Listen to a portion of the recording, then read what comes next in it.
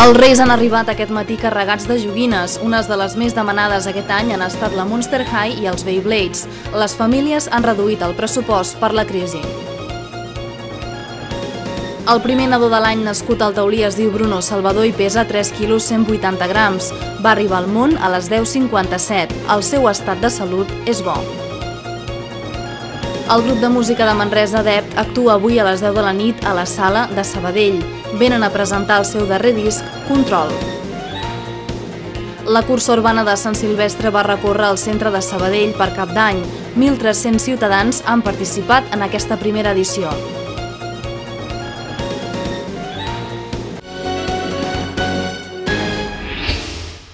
Aquest és el primer nen de l'any nascut a l'Hospital Taulí.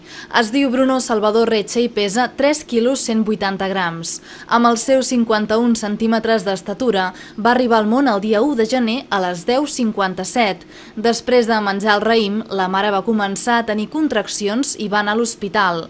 Allà, en Bruno es va fer esperar. Fue justo después de las uvas y nos tomamos el turrón y al poco empecé ya con contracciones. Y a la 1 de la mañana, a la 1 menos algo, empezamos y hasta las 5 casi que llegamos aquí. És el seu segon part. A casa els espera un germà de 3 anys. Ella i el seu marit, tots dos de Sabadell, estan molt contents amb el nadó, que de moment es porta prou bé. És muy bueno, de momento. L'esperaven l'1 de gener i els seus amics feien broma, dient que sortiria per la tele. Al final, així ha estat.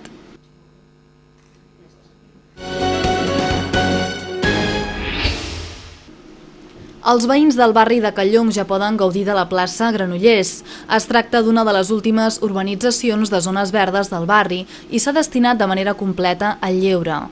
L'alcalde de Sabadell, Manuel Bustos, ha parlat del que suposarà aquesta plaça per als veïns de la zona i per al conjunt del barri de Callong. Com podeu comprovar, hem acabat les obres de la plaça Granollers, que han estat 3.000 metres quadrats de plaça urbanitzada, amb més de 300.000 euros d'inversió. I és evident que, degut a l'ocupació que el barri de Can Llong està tenint, que s'estan acabant els projectes i comença a veure molta densitat de ciutadans, doncs és evident que aquest espai, que dona fins i tot façana a molts edificis, doncs anem avançant en aquesta recuperació i millora dels espais públics. La plaça Granollers és un espai de lleure de més de 3.000 metres quadrats i ha costat més de 300.000 euros. Per tal que pugui ser aprofitada a qualsevol estació de l'any, s'han situat els bancs a zones concretes per evitar, per exemple, les molèsties que ocasiona el sol a l'estiu. En aquest sentit, per tal de garantir que hi hagi diverses zones d'ombra, s'han plantat 60 arbres. D'altra banda, per tal de continuar la tasca d'eficiència energètica i sostenibilitat de l'Ajuntament, s'ha il·luminat la plaça amb tecnologia LED. El president de l'Associació de Veïns ha transmès la seva opinió sobre el procés d'urbanització de la plaça.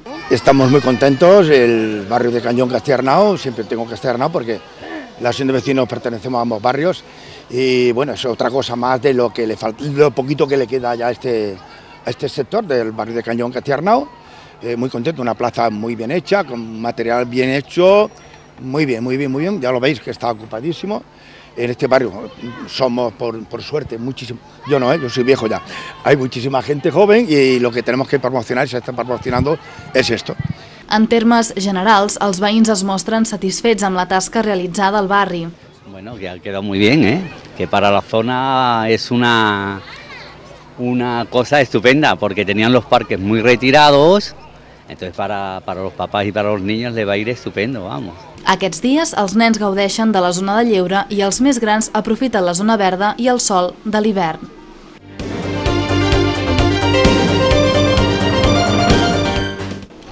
Obrim aquest últim especial Nadal amb la visita de l'ambaixador a l'Hospital Taulí. Uns dies abans de Reis, l'ambaixador va recollir les cartes dels nens i nenes que estan ingressats al centre. A canvi, els va regalar un llibre. Per ell, aquesta visita anual a l'hospital és molt especial. Per mi és el millor regal que es pugui fer. Nosaltres, que estem acostumats a veure moltes coses, venir aquí a l'hospital a rebre la carta dels nens malalts és un gran honor, una gran satisfacció. Molt gratificant, encara que de vegades hi ha casos que són d'usos però es porten amb dignitat. I jo espero de tot cor que tots els nens i nenes que estan hospitalitzats se puguin anar a casa ben aviat. Els infants del Taulí li van demanar nines i videojocs als Reis.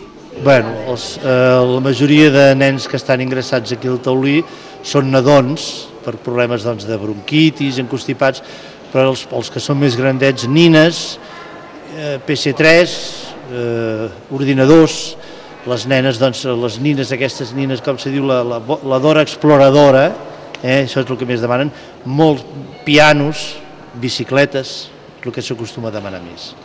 Per la seva banda, el president de Sabadell Comerç Centre, Josep Maria Porta, va valorar molt positivament el trasllat de l'ambaixador a la plaça del Gas, novetat d'aquest any.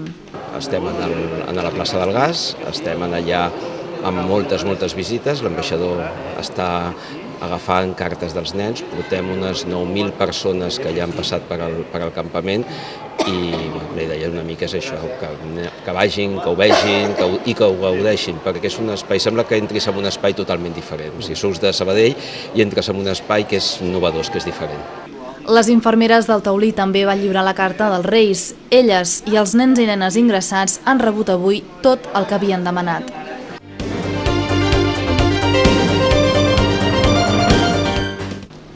La cavalcada de Reis va sortir ahir del nord de la ciutat i va durar 3 hores. La terra, el mar i el desert han estat el fil conductor de les carrosses, com l'any passat. El rei blanc ha representat el mar, el ros la terra i el negre el desert. Tot i que les carrosses eren les mateixes, s'han introduït elements nous. El pressupost de la cavalcada ha estat enguany de 100.000 euros, un 50% menys respecte a l'anterior. Com a novetat, els Reis han recollit els xumets dels nens. S'han repartit 7 tones de carmels, com és tradició. La banda de música ha amenitzat la comitiva. L'inici ha tingut lloc a les 17:30 hores a l'Avinguda de les Palmeres, al barri de Can Déu. Els Reis han recorregut la ciutat de nord a sud al costat de diferents personatges i de l'equip que cada any fa possible la comitiva. Més de 300 persones han participat aquest any en el seguici, entre personal de l'Ajuntament, entitats i voluntaris.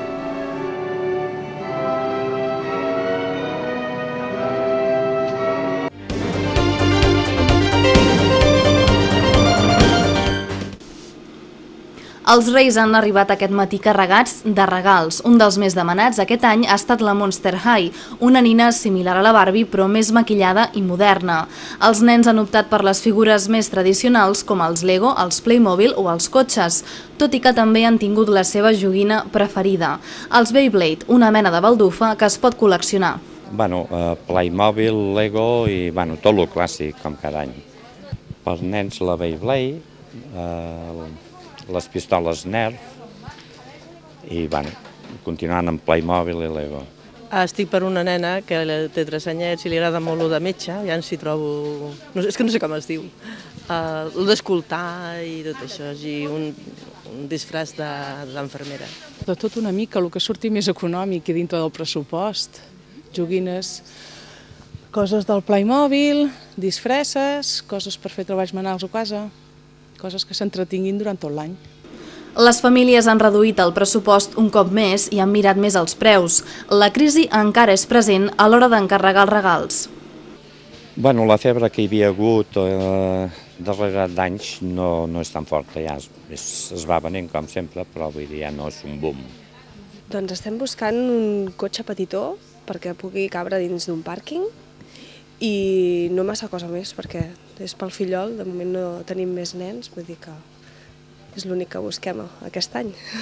Una joguina o altra, esperem que els Reis hagin estat generosos avui amb tots vosaltres.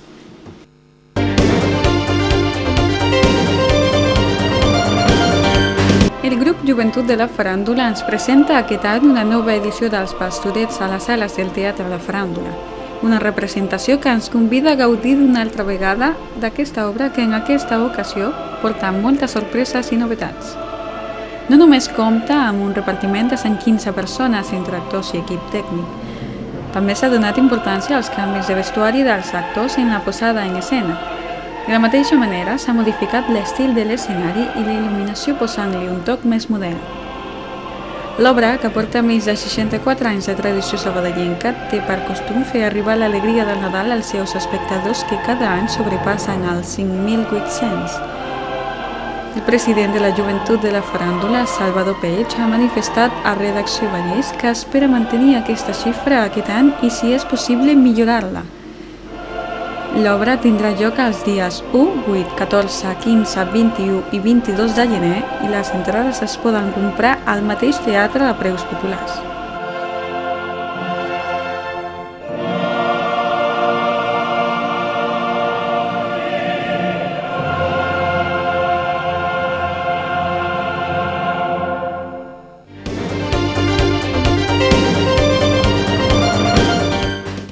La ràdio és un dels mitjans de comunicació més antic, però poques vegades és objecte d'estudi a les escoles. Per això, 7 centres de la ciutat han apropat aquest mitjà als seus alumnes. Durant mesos, els estudiants de l'IES Les Termes, l'Escola Amadeu Vives, l'Escola Joaquim Blume, l'Escola La Romànica, el Col·legi Salesians, l'Escola La Immaculada i l'Institut Ribot i Serra han descobert l'apassionant món de la ràdio. L'objectiu és millorar la comunicació oral i treballar a la ràdio. I sobretot ara que ens reunim 6 escoles diferents en aquesta ocasió, treballar alumnes de diferents edats, de diferents centres que no es coneixen entre si i fer una cosa conjunta que és molt maca, una activitat molt divertida per ells. Tots ells han après com funciona una emissora, què és una notícia i fins i tot com es poden cantar nadales a través de les ones, com aquest enregistrament que es va fer al Centre Cívic de Sant Oleguer.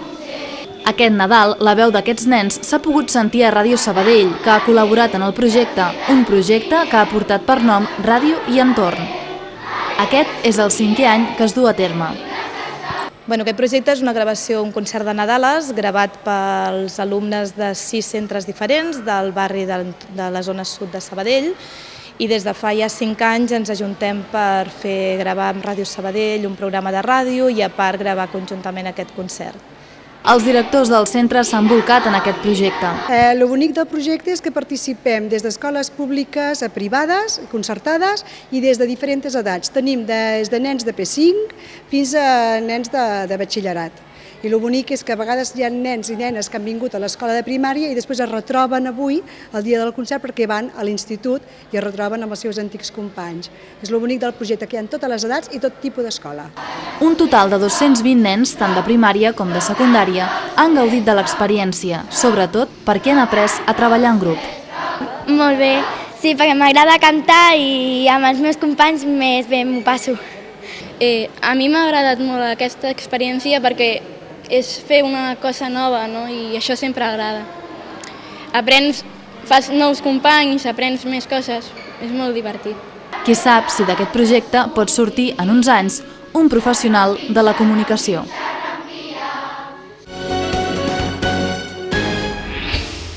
La banda de música de Manresa, Dept, actua aquesta nit a les 10 a la sala de Sabadell. Venen a presentar el seu darrer disc, Control, i a tocar alguns temes dels seus anteriors àlbums. Bàsicament un repertori basat molt en Control, que és el disc que estem presentant ja des de l'any passat, però tot i així en tot el show hi ha moltes cançons que formen part de la nostra discografia, tant de discs com de discos anteriors. Les seves cançons s'han escoltat en molts punts de Catalunya i fins i tot per Europa. Potser un dels dies que hem al·lucinat molt va ser el circuit de Magny-Cours de França, on vam tocar en un festival de motards molt espectacular, perquè era com entrar...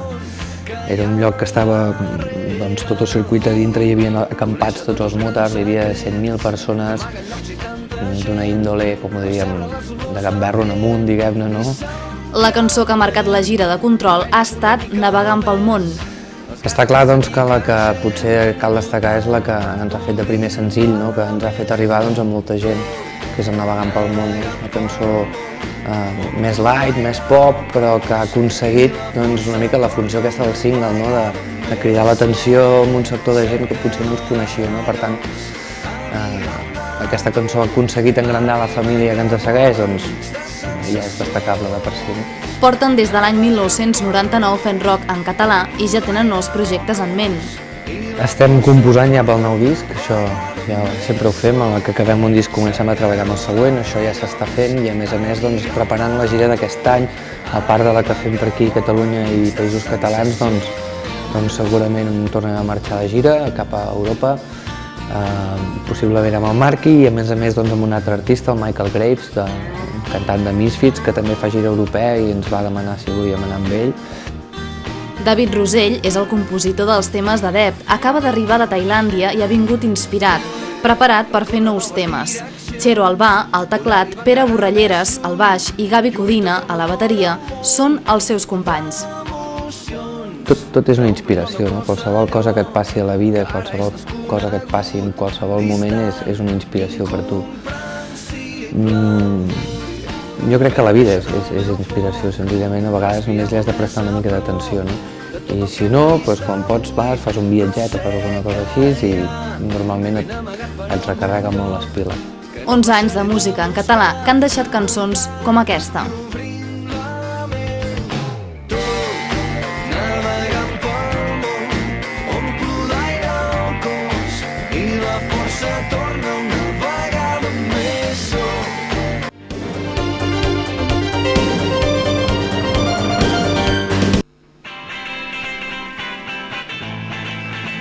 Un somni pot ser una realitat.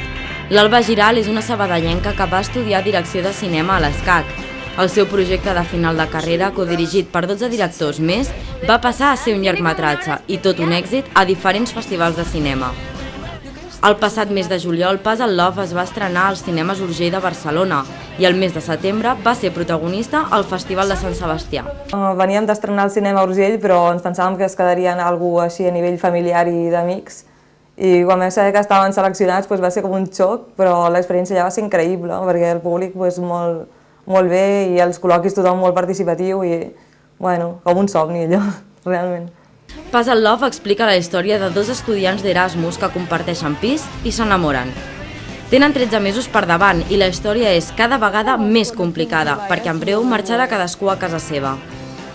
Cada mes ha estat dirigit per un dels directors i en el cas de l'Alba ha guionitzat i dirigit el mes de març. Doncs vam fer una escaleta conjunta en la que sabíem per quins passos més o menys tenia que passar la relació de parella perquè funcionés narrativament i després ho vam sortejar una mica els mesos i el que tenia que passar cada mes. I em va tocar març i era una escena de sexo passional, no, polvofilia passional era, encara no me'n recordo.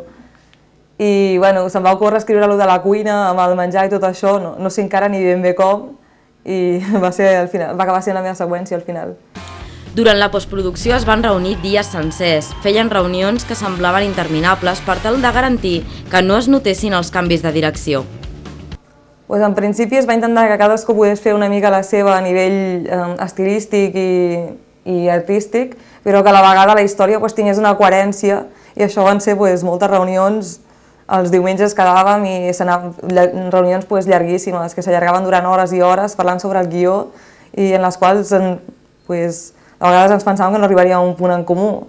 I al final, després de molt treball, jo crec que s'ha aconseguit això, que cadascú pugui fer una miqueta la seva i que a la vegada tingui una coherència tot plegat.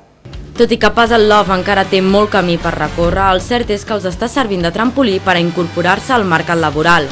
L'Alba ha fet un dels spots que apareixeran durant la marató de TV3, basat en la pel·lícula Psicosis.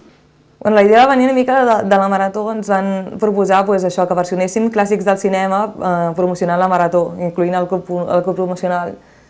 I la idea de Psicosis també me la van llançar una miqueta a l'aire, em van dir, i si proves de fer Psicosis? I se'm va ocórrer una idea de fer al respecte i ha quedat bastant graciós i bastant bé. I ja ho veureu, espereu que us agradi i que la gent s'animi a trucar. El seu projecte de futur passa per introduir-se plenament en el món professional del cinema i arribar a llançar el seu projecte en solitari. Èxit de participació a la primera cursa de Sant Silvestre Urbana de Sabadell. 1.300 atletes han participat a la prova que ha donat com a guanyadors a Omar Oudkif i Encarna Garcia. L'atleta marroquí de la Joventut Atlètica de Sabadell ha estat el més ràpid a la categoria masculina. També han pujat al podi Miguel Quesada i Xavi Planes. A la categoria femenina, la segona posició ha estat per a la sabadellenca Laura Gómez. La cursa es va celebrar el dia 31 a la tarda i va plegar multitud de públic pels carrers del centre de Sabadell. 5 quilòmetres ha estat el recorregut de l'esdeveniment, que ha comptat amb el suport de l'Ajuntament de Sabadell. A la cursa han participat alguns esportistes coneguts com Reyes Estevez, Pepe Ríos, Jordi Cruz i Sergi Silvero. També Josep Molins i Àngel Vinyeta i el triatleta Miquel Blancart, la ciclista Sandra Santanyes o l'exfutbolista Genís Garcia. També s'han vist altres coneguts com Oriol Cruz, l'Iniesta del Cracòvia de TV3 i el periodista esportiu Xavier Bonastre. Després d'aquest èxit, és possible que Sabadell torni a acollir la prova aquest any.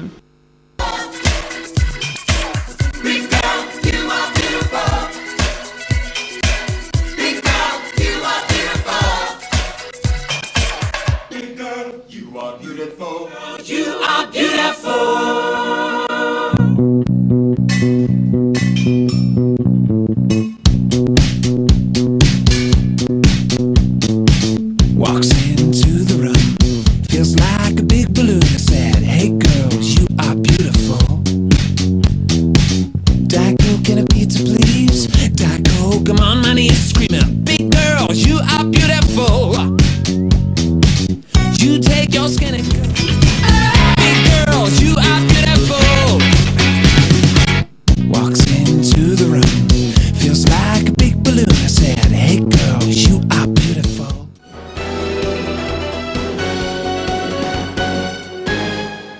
Jordi Balaguer ha presentat el segon llibre de la seva trilogia El amante de la luna, una història marcada pel tràgic amor d'una jove parella que es deixa portar per les emocions en una Barcelona medieval. L'escriptor sabadellenc ens acosta al seu últim treball amb Sombres de Lobo, la segona entrega de la saga. La tercera no trigarà gaire en sortir. Molt bé, molt bé. Aviam, la llibreria Rotés és una llibreria petita de les Termes. Està allà al meu barri, no? Jo soc de les Termes.